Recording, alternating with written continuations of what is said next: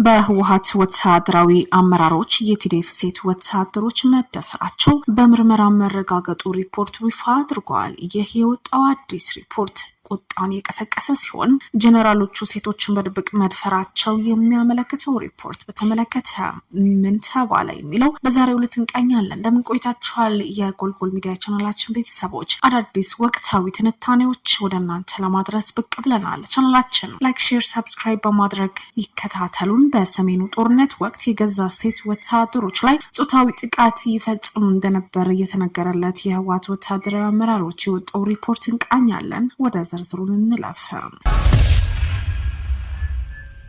የህወሓት ወታደራዊ አመራሮች የቲዲኤፍ ሴት ወታደሮች መድፈራቸው በምርመራ መረጋገጡ ሪፖርቱ ይፋ አድርጓል። ጀነራሎቹ ሴቶችን በድብቅ መድፈራቸው የሚያመለክተው ሪፖርት በሰሜኑ ጦርነት ወቅት የገዛ ሴት ወታደሮች ላይ ጾታዊ ጥቃት ይፈጽም እንደነበረ የወጣው የምርመራ ሪፖርት አጋልጧል። ዘኒው ሁማኒታሪያን ይህ በተመለከተ አስደንጋጭ የምርመራ ሪፖርት ነው ይፋ ያደረገው። በዚህ ሪፖርት በሰሜኑ ጦርነት ወቅት ቲዲኤፍ የተቀላቀሉ ሴት ወታደሮች በከፍተኛ የቡድን ወታደራዊ አመራሮች ተደፍረዋል፣ ጾታዊ ጥቃት ተፈጽሞባቸዋል። በሰሜን ኢትዮጵያ አዲስ የጦርነት ስጋት ባንዣበበበት በዚህ ወቅት የትግራይ ክልላዊ ባለስልጣናት የቀድሞ የትግራይ መከላከያ ኃይል ቲዲኤፍ ተዋጊዎች እንደገና እንዲመዘገቡ ጥሪ ያቀረቡ ሲሆን በዚህ ኃይል ውስጥም ያገለገሉ ሴቶች ከ2020 እስከ 22 በተካሄደው ጦርነት ወቅት በራሳቸው አዛዞች እጅ የደረሰባቸውን የጾታ ጥቃት በይፋ መናገር መጀመራቸው ነው ሪፖርቱን የሚያስረዳው።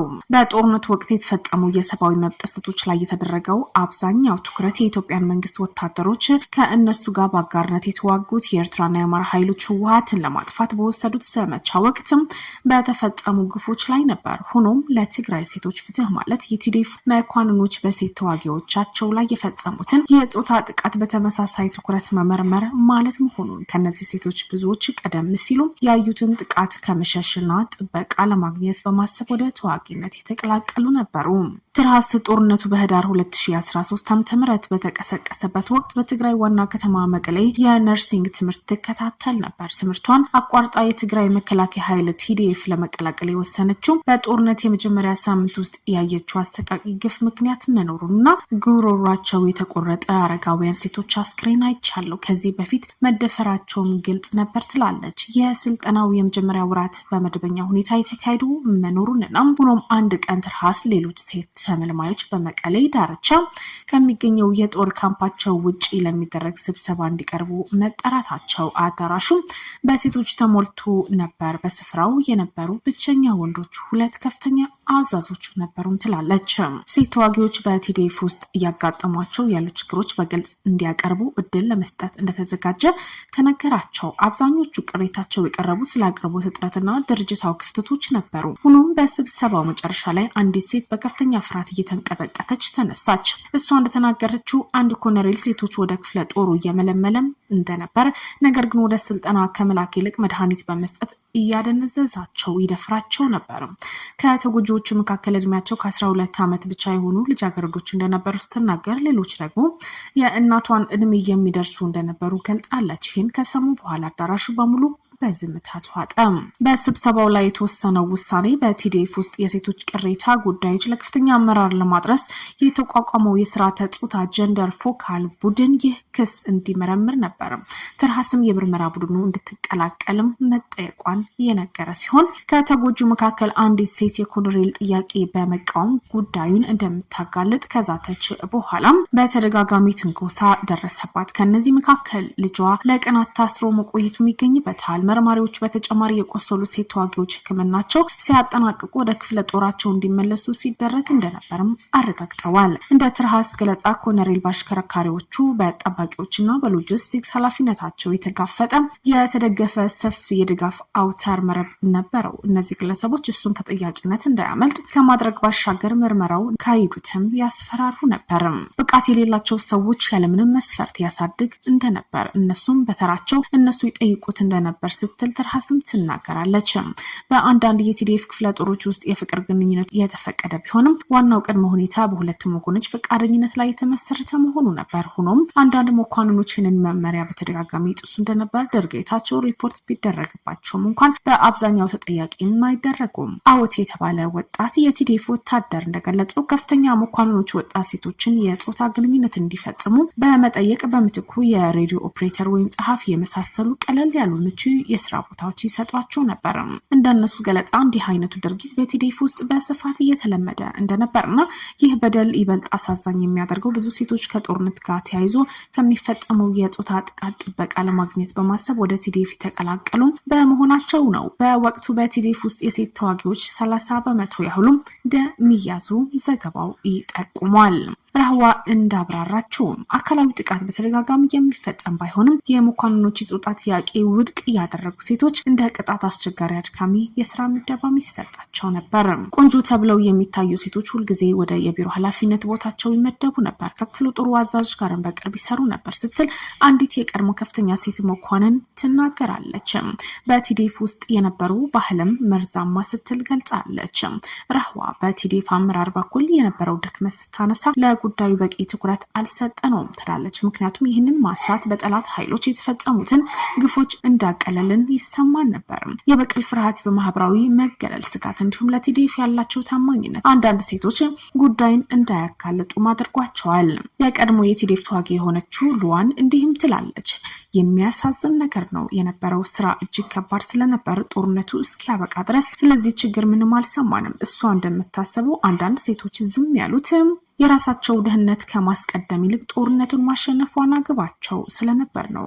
ትርሃስ ባልደረቦቿ በጾታ ጥቃት የተከሰሰውን ኮሎኔል ጉዳይ ለቲዲኤፍ አቃቢያን ህግና ለአንድ ከፍተኛ ጀነራል እንዳቀረቡ ጀነራሉን ጉዳይ ወደ ከፍተኛ ደረጃ በማሸጋገር ሂደቱ ማፋጠነ።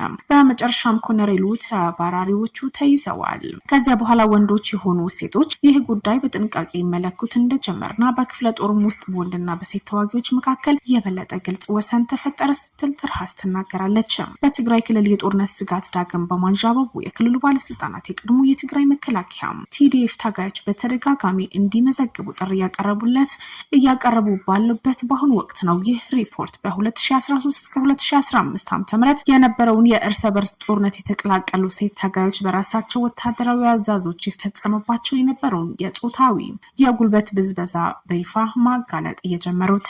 በጦርነት ወቅት የተፈጸሙ የሰብአዊ መብት ጥሰቶች በተመለከተ የሚወጡ ሪፖርቶች በብዛት ትኩረት የሚያደርጉት በፌዴራሉ መንግስት በኤርትራና የአማራ ኃይሎች ተፈጽሟል ተብለው በድሎች ላይ ቢሆንም ለትግራይ ሴቶች ፍትህ መረጋገጥ እና በትግራይ መከላከል ኃይል አዛዦች በሴት ታጋዮች ላይ የሚፈጸመው የወሲብ ጥቃቶች በትኩረት መመልከትም እንደሚጠይቅ ዘ ኒውስ ሁማኒታሪያን የተሰኘው የዜና ድርጅት ያጠናቀረው ዘገባም የብዙዎችን ቀልብ ስቧል።